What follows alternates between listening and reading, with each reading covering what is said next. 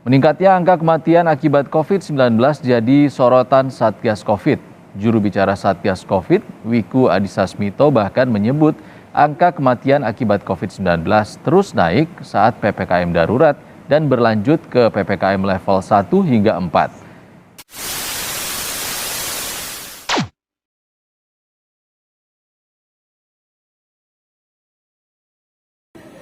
Virus merupakan mikroorganisme patogen yang menginfeksi sel makhluk hidup. Virus sendiri tidak memiliki sel. Pembentukan virus-virus baru berlangsung dalam sel inang yang terinfeksi. Ketika virus masuk ke dalam tubuh, mereka akan menyerang sel-sel di tubuh inangnya, menguasai sel-sel tersebut dan berkembang biak di dalam sel. Virus bisa merusak, membunuh, dan mengubah sel dalam tubuh.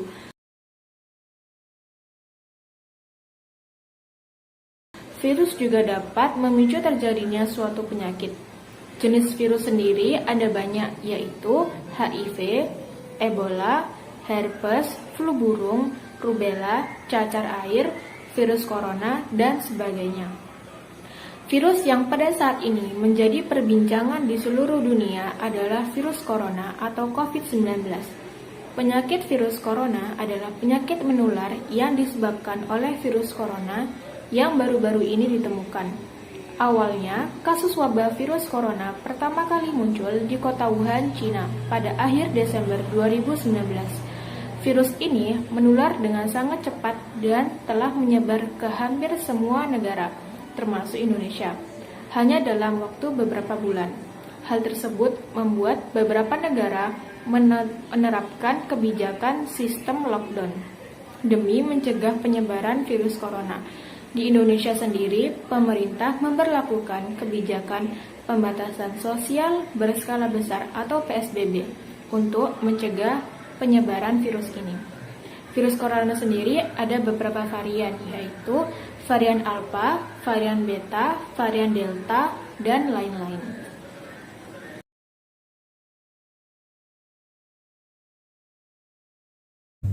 Virus corona atau COVID-19 dapat menyerang siapapun, mulai dari lansia, orang dewasa, anak-anak, serta bayi, termasuk ibu hamil dan ibu menyusui. Lansia lebih mungkin terjangkit virus corona karena sistem tubuh mereka mengalami penurunan dan ditambah dengan adanya penyakit bawaan seperti penyakit jantung dan paru-paru. Sehingga dikatakan virus corona dapat cepat menyerang kepada orang yang memiliki kekebalan tubuh dan imun yang lemah. Sedangkan pada anak-anak kemungkinan kecil virus corona dapat menyerang karena sistem kekebalan tubuh dan imun mereka masih berkembang dan dapat berfungsi dengan baik, sehingga dapat melawan virus tersebut. Selain itu, virus corona telah menyebar ke berbagai negara, termasuk Indonesia dalam waktu yang singkat, sehingga kasus positif di dunia mencapai 19,6 juta kasus dan 4,19 juta meninggal dunia. Sedangkan di Indonesia, kasus positif mencetak rekor baru mencapai 3,33 juta kasus, 90.552 meninggal dunia, dan 2,68 juta sembuh.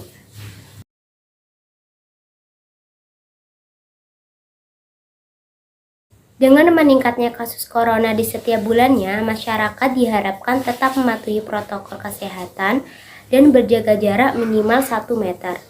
Karena penularan dan penyebaran virus corona dapat melalui droplet atau percikan cairan mulut dari bersin atau batuk, udara yang kita hirup, dan benda-benda yang sudah terkontaminasi.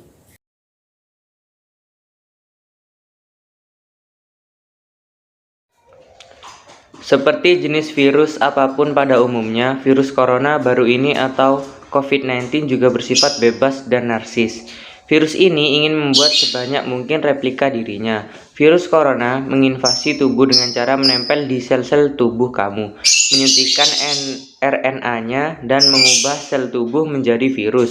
Juga akan mereproduksi kembali dirinya sendiri menjadi lebih banyak virus. Tubuh juga memiliki sistem yang disebut jalur interferon yang berfungsi untuk mengirim sinyal minta tolong dari sistem kekebalan ke sel ataupun sebaliknya. Nah, virus corona akan berusaha keras untuk membungkam jalur tersebut sehingga virus bisa bertumbuh dengan tenang.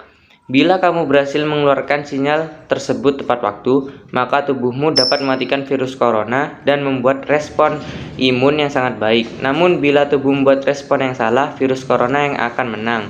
Virus corona dapat hidup di bagian tubuh manapun. Virus corona suka masuk ke permukaan paru-paru di mana udara dialirkan ke sel-sel tubuh. Lalu mereka suka kembali ke tempat asalnya, sehingga ia bisa menginfeksi organ-organ lain juga. Virus ini juga bisa berakhir di aliran darah yang dapat menyebabkan masalah besar karena dapat menyerang organ-organ vital seperti jantung, ginjal, hati, dan mengakibatkan kerusakan organ tersebut.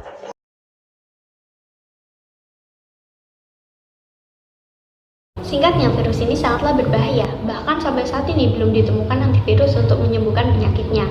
Namun setelah melalui tahapan yang sangat panjang, akhirnya kini di Indonesia sudah ada beberapa vaksin seperti Sinovac, AstraZeneca, dan lain-lain dari pemerintah untuk masyarakat agar terhindar dari COVID-19.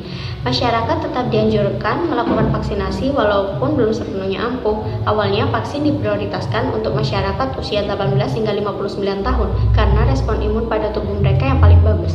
Sekarang vaksinasi sudah dilakukan untuk lansia dan anak-anak usia 12 hingga 17 tahun. Kesimpulannya, masyarakat harus tetap melakukan vaksinasi sebagai bentuk pencegahan dari COVID-19. Mereka yang sudah divaksin saja masih terpapar, apalagi yang belum. Jangan lupa divaksin ya. Saat seseorang mendapatkan vaksin, tubuhnya akan membentuk kekebalan spesifik terhadap penyakit yang dapat dicegah oleh vaksin tersebut. Dengan begitu, sistem imunitas tubuh orang ini akan siap melawan bakteri atau virus penyebab penyakit yang masuk, sehingga tidak terjadi infeksi. Kalaupun terjadi infeksi, gejalanya akan lebih ringan dan pemulihannya lebih cepat. Nah, dengan begitu, otomatis tingkat penularan penyakit juga akan menurun. Jadi, semakin banyak orang yang divaksin, maka semakin berkurang juga penyebaran penyakitnya.